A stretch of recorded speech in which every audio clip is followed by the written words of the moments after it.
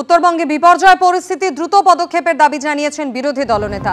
উত্তরবঙ্গে লাগাতার ভারী বৃষ্টিপাতে চরম ক্ষতিগ্রস্ত দার্জিলিং, কালিম্পং এবং কার্শিয়াং এর মতো এলাকা। দুর্যোগে আটকে পড়েছেন হাজার হাজার মানুষ। মুখ্য সচিবের কাছে অনুরোধ, অবিলম্বে সংশ্লিষ্ট এলাকায় পর্যাপ্ত ত্রাণ সামগ্রী ও সাহায্য পাঠানো হোক। যত তাড়াতাড়ি সম্ভব যোগাযোগ ব্যবস্থা দ্রুত পুনরুদ্ধার করা হোক। বিশেষ করে জল, খাবার, ওষুধের মতো ত্রাণ সামগ্রীতে বিশেষ গুরুত্ব দেওয়ারও আর্জি জানিয়েছেন শুভেন্দু অধিকারী। উত্তরবঙ্গের মানুষের নিরাপত্তা ও সুস্থতা নিশ্চিত করাই এখন আমাদের সবার প্রধান অগ্রাধিকার হওয়া উচিত। পোস্ট শুভেন্দু অধিকারী।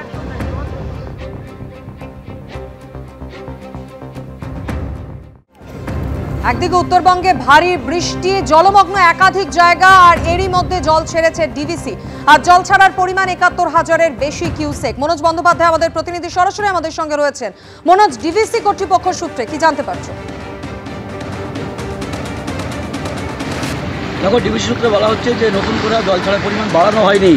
যে ৭০,০০০ কিউসেক গতকাল ছাড়া হচ্ছিল, সেই ৭০,০০০ কিউসেকই কন্টিনিউ রয়েছে।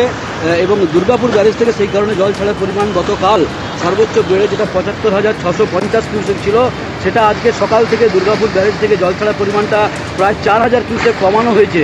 অর্থাৎ ৭১,৭২৫ কিউসেক হারে জল যাচ্ছে সকাল ৭টা থেকে। এখন প্রায় ১২টা বাজে চললো, এখনও সেই একই পরিমাণ রয়েছে। এবং যেটা সেচ দপ্তর সূত্রে বলা হচ্ছে, যদি ডিভিসির মাইথন এবং পাঞ্চেত থেকে জল ছাড়ার পরিমাণটা নতুন করে আর না বাড়ানো হয়, সেক্ষেত্রে আজকেও বেলা বাড়ার সাথে সাথে কিন্তু এই জল ছাড়ার পরিমাণ দুর্গাপুর ব্যারেজ থেকে আরও কমতে পারে। সেক্ষেত্রে যত কমবে তত কিন্তু এই পূর্ব বর্ধমান, হাওড়া, হুগলি যে সমস্ত জায়গাগুলো ইতিমধ্যেই গত দুদিন ধরে প্লাবিত হয়েছিল নদী তীরবর্তী এলাকা, সেই সমস্ত জায়গাগুলোর জল আগামীকাল থেকে কিছুটা নামতে পারে। এটা একটা স্বস্তির খবর। নতুন করে আর বৃষ্টিপাতেরও খবর নেই ঝাড়খণ্ড বা বিহারে সেই জায়গায়। স্বাভাবিকভাবেই যেটা মনে করা হচ্ছে যে ডিভিসি সূত্রে নতুন করে আর জল ছাড়া পরিমাণ যেটা রয়েছে সেটা আর বাড়ানো হবে না, এমনটাই আশা করা হচ্ছে। এবং সেই অনুপাতে দুর্গাপুর ব্যারেজ থেকেও কিন্তু জল ছাড়ার পরিমাণটা ধাপে ধাপে একটু করে হলেও, সামান্য করে হলেও সেটা কমানো হয়েছে। অর্থাৎ দক্ষিণবঙ্গের একাধিক জেলার পক্ষে যেটা অত্যন্তই স্বস্তির খবর। মনোজ, ধন্যবাদ।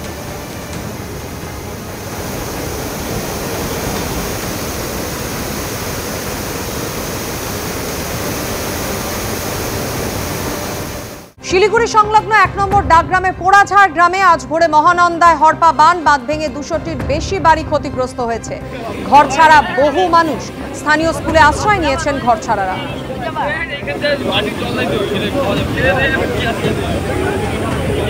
আমাদের পাড়াগুলো খবর নেই নাকি? এগুলো সব লাগানো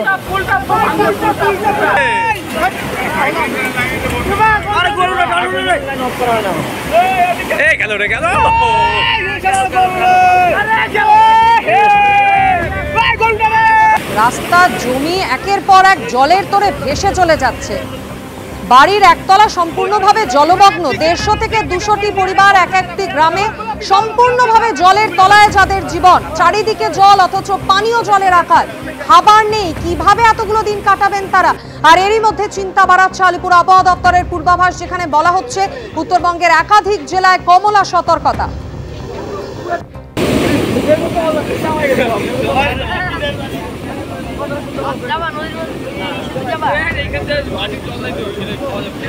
কালকে ওই মোটামুটি ভোর ৪টে সাড়ে ৪টের দিকে আর কি, মানে হঠাৎ করে এরকম মানে হরপা বাঁধের মতোই চলে আসে আর কি।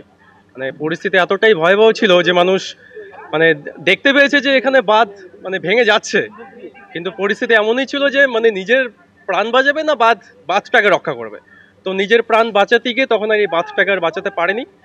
এখানে মোটামুটি ২০০-র উপরে ফ্যামিলি বাড়ি আছে আর কি। মানে পুরোটাই একদম পুরো জলের তলায় চলে গেছিল। মানে কারো হাতে কিছু ছিল না যে কিছু একটা করবে। ভারী বৃষ্টির জেরে বহু রাস্তায় ধস, ব্যাহত যোগাযোগ ব্যবস্থা। দার্জিলিং কালিম্পং রাস্তা পুরোপুরি বন্ধ। শিলিগুড়ি কালিম্পং রাস্তাও কার্যত বন্ধ। এর পাশাপাশি জানিয়ে রাখবো, দুধিয়া ব্রিজ ভেঙে যাওয়ায় শিলিগুড়ির সঙ্গে মিরিকের যোগাযোগ বিচ্ছিন্ন। দার্জিলিং সিকিম মূল রাস্তা ১০ নম্বর জাতীয় সড়কের একাধিক জায়গায় ধস নেমেছে। ধসের জেরে বাংলা সিকিম যোগাযোগ বিচ্ছিন্ন। শিলিগুড়ি দার্জিলিং মূল রাস্তা ৫৫ নম্বর জাতীয় সড়ক বন্ধ করে দেওয়া হয়েছে। ধস সরিয়ে দ্রুত পরিস্থিতি স্বাভাবিক করার চেষ্টা করছে প্রশাসন।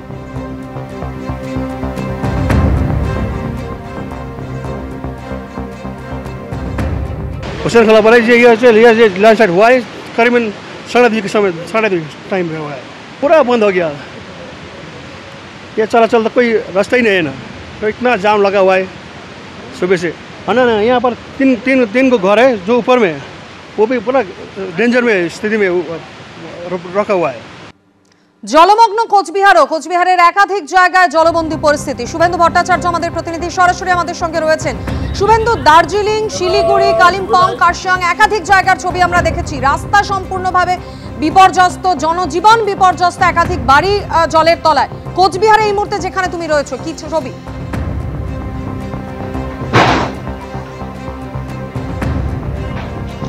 দেখো, কোচবিহারের আমি শহরে 16 নম্বর ওয়ার্ডে রয়েছি একটি বাড়িতে। দেখাবো, আমার ক্যামেরা পার্সন শুভ সাহাকে দেখাতে বলবো সেই ছবি। এই যে বাড়ির উঠোনে কিন্তু যদি নামি দেখতে পারবো এক হাঁটু জল রয়েছে বাড়ির উঠোনে। তো স্বাভাবিকভাবে বোঝা যাচ্ছে যে সাধারণ মানুষের কি পরিস্থিতি। এটা একটা বাড়ি, কিন্তু এইরকমই কোচবিহারের বিভিন্ন জায়গায় কিন্তু একাধিক বাড়িতে এইরকমই গতকাল রাত থেকে যে টানা বৃষ্টি হয়েছে তাতে জল জমেছে। আমি ঘরের ভেতরের ছবি একটু দেখানোর চেষ্টা করব, এবং এই ঘরের ভেতরে কিন্তু মানুষজন থাকেন এবং তাদের অবস্থাটা একটু দেখানোর চেষ্টা করব। একটু দরজাটা একটু খুলবেন দিদি। এই যে দেখুন, ঘরের ভিতরের ছবি দেখুন। ঘরের ভেতরে কিন্তু একেবারে জল জমে রয়েছে। সেখানে কোনো রকমে তারা বিছানার মধ্যে আশ্রয় নিয়েছে এবং রান্নাবাড়ি চলছে, এবং প্রশাসনের তরফ থেকে বা পুরসভার তরফ থেকে এখনো পর্যন্ত কিন্তু সাহায্য বা কিছু এসে পৌঁছয়নি। আমরা কথা বলবো, তিনি রয়েছেন ঘরের মালিক। এই কি অবস্থা, কখন থেকে এই জল জমছে? এটা মানে সকাল 7টার থেকে আর রাত্রে। কি অবস্থা এখন, পরিস্থিতি কি রকম? এখনো তো একটু জল কমছে, পুরো হাঁটু বলে উপরে দিয়ে জল উঠছে। কিছু খাইতে পারছে না, কিছু রান্না করতে পারতেছে না, বাজার করতে পারতেছে না। কিভাবে চলবে? কোনো সাহায্য বা ত্রাণ কিছু দিয়েছে? কিছু তো দিচ্ছে না, তো না দিলে কি করে চলবো আমরা বলেন? এখনো পর্যন্ত কেউ খোঁজ নিতে আসছিল? না, কেউ খোঁজ করতে আসে নাই। একদমই। দেখো, যে এখান থেকে যেটা বলছেন যে তারা প্রশাসনের তরফ থেকে তাদের খোঁজ পর্যন্ত নেওয়া হয়নি, এবং রান্নাবাড়ি প্রায় বন্ধ, গতকাল রাত থেকে খাওয়া দাওয়া প্রায় বন্ধ, এবং বাড়ির অবস্থা দেখতেই পাচ্ছ ছবি যে কী রকম অবস্থা। ঘরের ভেতরে জল জমে গেছে, বিছানায় বসে কোনো রকমে রান্নার কাজকর্ম চলছে, জিনিসপত্র সব বিছানাতে তারা উঠিয়ে রেখেছে। স্বাভাবিকভাবেই কোচবিহার শহরের 16 নম্বর ওয়ার্ড শুধু নয়, কোচবিহারের 2 নম্বর ওয়ার্ড সহ একাধিক জায়গায় কিন্তু এই পরিস্থিতি আমরা লক্ষ্য করছি, এবং প্রশাসনের তরফ থেকে এখনো পর্যন্ত যেটা অভিযোগ হচ্ছে যে কোনো রকম সাহায্য বা সেই রকম কিছু কিন্তু এখনো কাছে তাদের পৌঁছয়নি। যথেষ্ট ভয়াবহ পরিস্থিতি শুভেন্দু, দেখতে পাচ্ছি আমরা সেই ছবি। বাড়ির ভিতর খাট থেকে চেয়ার, দৈনন্দিন ব্যবহারের জিনিসপত্র সব জলে ভাসছে। কোচবিহারের শুধু 16 নম্বর ওয়ার্ড না, একাধিক ওয়ার্ডে এই একই ছবি। আপাতত শুভেন্দু, ধন্যবাদ।